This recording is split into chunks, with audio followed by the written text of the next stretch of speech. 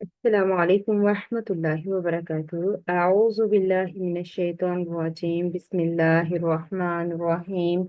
رب اشرح لی صدری ویسر لی امری واحلل عقدۃ من لسانی یفقهوا قولی۔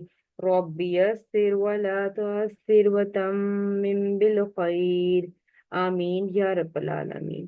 آج ہم جو دعا گرامیٹکلی انالائز کرنے والے ہیں وہ ہے سورہ القحف کی آیت نمبر 10، آیت نمبر 10 ہے۔ تو اس میں بھی ایک دعا ہے جو کہ اصحاب کہف یعنی کہ جو چند نوجوان جنہوں نے غار میں پناہ لی تھی انہوں نے دعا مانگی تھی۔ تو انشاءاللہ آج اس کو گرامیٹکلی انالائز کرتے ہیں اور پھر اس کے ترجمے اور تھوڑی سی پھر ہم اس میں عمل کا پوائنٹ بھی دیکھتے ہیں اپنے لیے۔ تو اسلوب وہی ہے جو اب تک ہم کرتے آ رہے ہیں کہ ربنا، ربا جو ہے وہ مضاف ہے اور نا جو ہے وہ مضاف علیہ ہے، مرکب اضافی اس سے پہلے کیا ہے وہ ندا محذوف ہے جو کہ قائم مقام ہے ادعو فعل کے، ادعو فاعل یعنی کہ میں پکارتی ہوں یا میں دعا کرتی ہوں، انا فاعل اور ربنا مفعول کے ساتھ مل کر جملہ فعلیہ ہو کر یہ ندا بن جائے گی۔ یعنی کہ کس کو پکارا جا رہا ہے وہ یہاں پر آ گیا اے ہمارے رب، اور اس کے بعد جواب ندا یہاں پر یعنی کہ پکارنے کے بعد کہا کیا جا رہا ہے تو وہ یہاں سے شروع ہو رہا ہے اور پوری آیت تک جا رہا ہے۔ حمزہ تا یا حروف مادہ باب افعال سے فعل امر ہے، اور عطا یاتی جو ہے وہ دو مفعول چاہتا ہے۔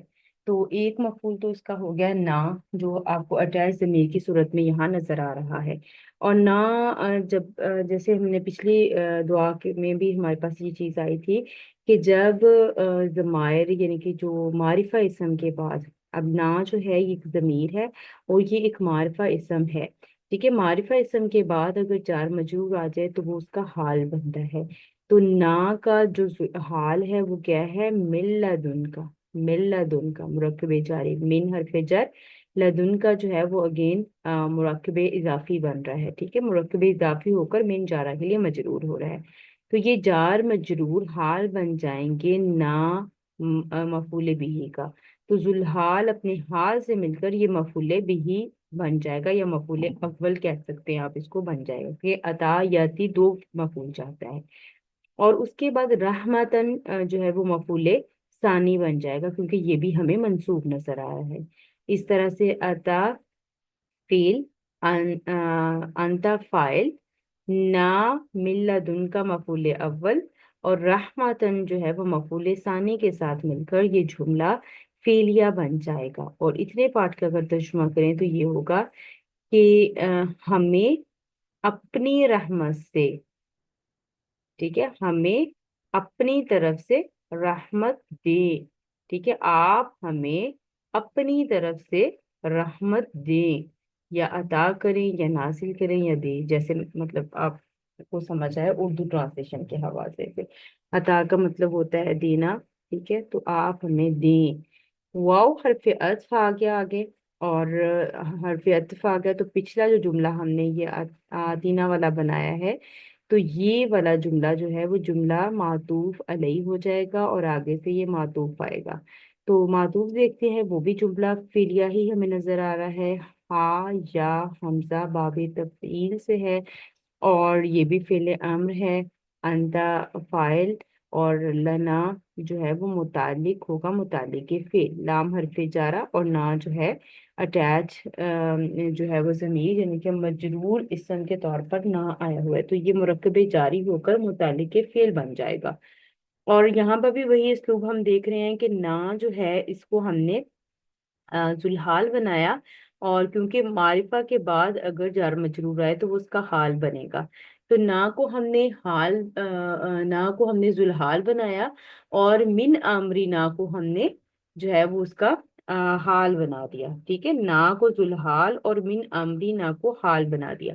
نکیرہ اسم کے بعد جار مجرور آئے تو وہ اس کی صفت بنتی ہے، جبکہ معرفہ اسم کے بعد جار مجرور آئے تو وہ اس کا حال بنتا ہے، یہ گرامر کا ایک رول ہے، ٹھیک ہے۔ تو اس کے مطابق نا کو ہم ذوالحال بنائیں گے اور من امرنا اس کا حال ہو جائے گا کہ ہمارے لیے ہمارے کام، ٹھیک ہے، مہیا کر دے، اور اس کے بعد یہ آ گیا راشدہ، تو رشدہ جو ہے منصوب اسم نظر آ رہا ہے، تو یہ مفعول بنے گا۔